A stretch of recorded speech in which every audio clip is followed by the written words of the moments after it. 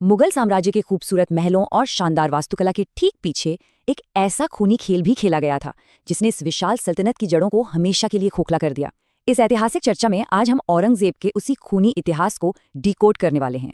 चलिए सीधे 1658 के उत्तराधिकार युद्ध की इस रूह कपा देने वाली सच्चाई पर आते हैं। जरा इस बात पर गौर कीजिए, मैंने अपने ही भाई दारा शिकोह का सिर काटकर अपने बूढ़े पिता शाहजहां को थाल में सजाकर तोहफे में भेजा था। सत्ता की प्यास इंसान को किस हद तक ले जा सकती है, ये इसका सबसे खौफनाक उदाहरण है। एक भाई का कटा हुआ सिर एक पिता को तोहफे में भेजना ये कोई आम हत्या नहीं थी। ये पूरे साम्राज्य को एक खुला संदेश था कि अब दिल्ली के तख्त पर एक बेहद निर्मम शासक बैठ चुका है। लेकिन इस खौफनाक दौर से ठीक पहले का वक्त कैसा था? इस क्रूरता को पूरी तरह से समझने के लिए थोड़ा पीछे चलते हैं। शाहजहां का शासनकाल मुगल वास्तुकला और भव्यता का स्वर्ण युग माना जाता था। दुनिया का सबसे कीमती तख्ते ताउस यानी मयूर सिंहासन दिल्ली के लाल किले की शान था। दौलत और कला अपने चरम पर थी। सब कुछ स्थिर और बेहद समृद्ध दिख रहा था। लेकिन इतिहास गवाह है, बहुत ज्यादा चकाचौंध अक्सर आने वाले सबसे गहरे अंधेरे को छुपा लेती है। मुगल दरबार में भी बिल्कुल यही पक रहा था। और फिर सत्ता के लालच में सब कुछ ताश के पत्तों की तरह बिखर गया। कहानी शुरू होती है 1658 के उस बड़े संकट से, जब शाहजहां गंभीर रूप से बीमार पड़ गए। इस एक घटना ने चारों बेटों दारा शिकोह, शुजा, मुराद और औरंगजेब के बीच सत्ता के लिए एक भयानक युद्ध छेड़ दिया। मध्य 1658 तक आते आते औरंगजेब ने अपनी सैन्य रणनीति से बाकी भाइयों को पछाड़ दिया। साल के अंत तक दारा शिकोह की बेरहमी से हत्या कर दी गई और अंततः बूढ़े पिता शाहजहां को बंदी बना लिया गया। सत्ता का यह हस्तांतरण इतनी तेजी और इतनी क्रूरता से हुआ जिसकी किसी ने कल्पना भी नहीं की थी। ये पूरी लड़ाई सिर्फ गद्दी की नहीं थी, बल्कि दो बिल्कुल अलग विचारधाराओं की सीधी टक्कर थी। एक तरफ थे शाहजहां के सबसे बड़े और चहेते बेटे दारा शिकोह, जो अपने परदादा अकबर की तरह उदार थे, कला से प्यार करते थे और सभी धर्मों का सम्मान करते थे। वो सांस्कृतिक रूप से एक मिला जुला साम्राज्य चाहते थे।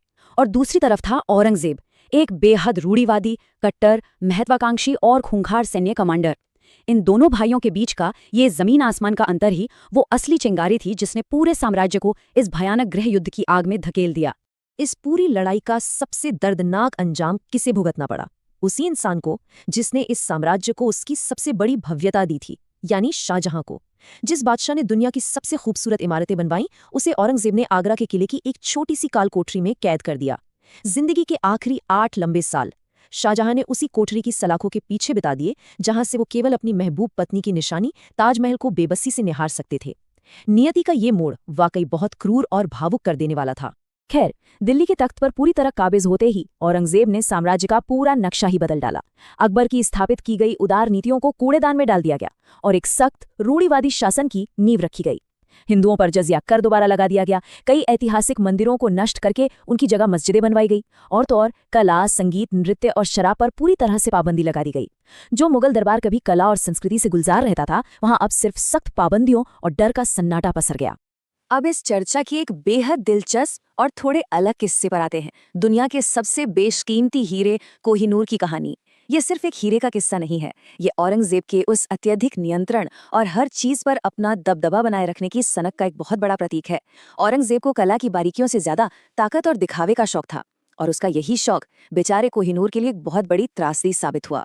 जब औरंगजेब के हाथ में ये विशाल कोहिनूर आया था, तब उसका असली वजन लगभग 793 कैरेट था। औरंगजेब चाहता था कि इसकी चमक को और बढ़ाया जाए, तो उसने वेनिस के मशहूर जौहरी होटेंसियो बोर्गिया को इसे तराशने का काम सौंप दिया। लेकिन बोर्गिया से एक ऐसी ऐतिहासिक गलती हो गई कि तराशने के चक्कर में वो विशाल हीरा कट कट कर महज 186 कैरेट का रह गया। इस बर्बादी को देखकर औरंगजेब इतना आग बबूला हुआ कि उसने उस जौहरी को इनाम देना तो दूर, उसकी सारी संपत्ति जब्त कर ली और उस पर भारी जुर्माना भी ठोक दिया।